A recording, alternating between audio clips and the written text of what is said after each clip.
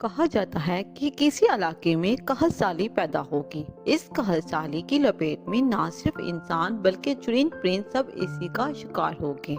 مویشی مالکان بے حد پریشان تھے۔ اس دوران ایک مسجد کے مولوی نے جمعے کے خطبے میں نہایت یقین کے ساتھ یہ بات بتائی کہ اللہ کا نام لے کر یعنی بسم اللہ الرحمن الرحیم پڑھ کر دریا کو حکم دیا جائے تو وہ بھی نافرمانی نہیں کرتا۔ خطبہ سننے والوں میں ایک چرواہا بھی موجود تھا۔ مولوی کی یہ بات اس کے دل میں اتر گئی۔ اس بات پر اس کا یقین کامل ہو گیا۔ اس نے واپس آ کر اپنی بکریاں کھولی اور سیدھا دریا پر چلا گیا۔ اونچی آواز سے بسم اللہ الرحمن الرحیم پڑھا اور دریا کو کہا کہ وہ اپنی بکریاں چروانے کے لیے دوسرے پار جانا چاہتا ہے اور اسے کہا کہ مجھے اپنے اوپر سے گزرنے دے۔ یہ کہہ کر اس نے اپنی بکریوں کو لیا اور دریا پر چلتا ہوا دریا پار کر گیا۔ دریا کے دوسری طرف کا علاقہ گھاس سے بھرا پڑا ہوا تھا۔ درختوں کے پتے بھی سلامت تھے کیونکہ کسی کو یہاں تک آنے کی رسائی نہیں تھی۔ اس نے خوب اچھی طرح اپنی بکریوں کو سیر کروایا اور واپس لوٹ آیا۔ پھر یہ اس کا معمول بن گیا کہ وہ بکریاں پار چھوڑ کر واپس آ جاتا اور شام کو جا کر بکریاں واپس لے آتا۔ اس کی بکریوں کا وزن دگنا چگنا ہو گیا۔ لوگ چونکے، اس سے پوچھا کہ وہ اپنی بکریوں کو کیا کھلاتا ہے۔ وہ سیدھا سادہ صاف دل نوجوان تھا۔ اس نے صاف صاف بات بتا دی کہ جناب میں تو بسم اللہ الرحمن الرحیم پڑھ کر دریا پر چل کر اپنی بکریاں دوسری طرف چروانے کے لیے جاتا ہوں۔ یہ بات سب نے سنی مگر کسی نے اس چرواہے کی بات پر یقین نہیں کیا کیونکہ یہ ناقابل یقین بات تھی۔ مگر بات ہوتے ہوتے مولوی صاحب کے پاس پہنچ گئی۔ مولوی صاحب نے اس چرواہے کو بلایا اور سارا ماجرا پوچھا۔ اس چرواہے نے مولوی صاحب کو ہی حوالہ بنا لیا کہ مولوی صاحب میں تو آپ کا شکریہ ادا کرنے والا تھا۔ آپ نے جمعے کے خطبے میں جو نسخہ بتایا تھا کہ بسم اللہ کہہ کر دریا کو بھی حکم دو تو وہ بھی انکار نہیں کرتا، تو میں تو بس آپ کے نسخے پر ہی عمل کر رہا ہوں۔ مولوی صاحب حیرت سے اس کے چہرے کو دیکھ رہے۔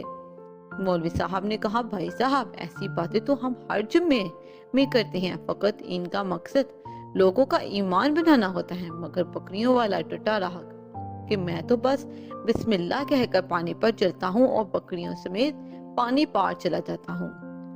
آخرکار مولوی صاحب نے صبح خود یہ تجربہ کرنے کی ٹھانی، جسے دیکھنے چرواہے سمیت پورا علاقہ بھی آ گیا۔ مجمع زیادہ بڑا تھا۔ مولوی صاحب نے ایک دو بار سوچا کہ انکار کر دیتا ہوں کہ کہیں ڈوب نہ جاؤں، مگر وہ جو مولوی صاحب کو کندھے پر اٹھا کر لائے تھے اب بھی جوش و خروش سے اللہ اکبر کے نعرے لگا رہے تھے، مولوی صاحب کے حق میں تعریفیں کر رہے تھے۔ آخرکار مولوی صاحب نے اپنے ڈر کو دور کرنے کے لیے ایک رسا منگوایا، پہلے اسے ایک دھڑل کے ساتھ باندھا، پھر اپنی کمر کے ساتھ باندھا، پھر ڈرتے ڈرتے بسم اللہ پڑھا اور دریا پر چلنا شروع ہو گئے۔ مگر پہلا پاؤں ہی رکھا تھا کہ پانی میں گر گئے۔ مولوی صاحب ڈبکیاں کھانے لگے، پانی کے بہاؤ میں بہنا شروع ہو گئے۔ لوگوں نے کھینچ کر باہر نکالا۔ مولوی صاحب کی اس حرکت نے چرواہے کو پریشان کر دیا کہ مولوی صاحب کے بسم اللہ کو یہ کیا ہو گیا ہے، کیونکہ اس کا یہ روز کا معمول تھا۔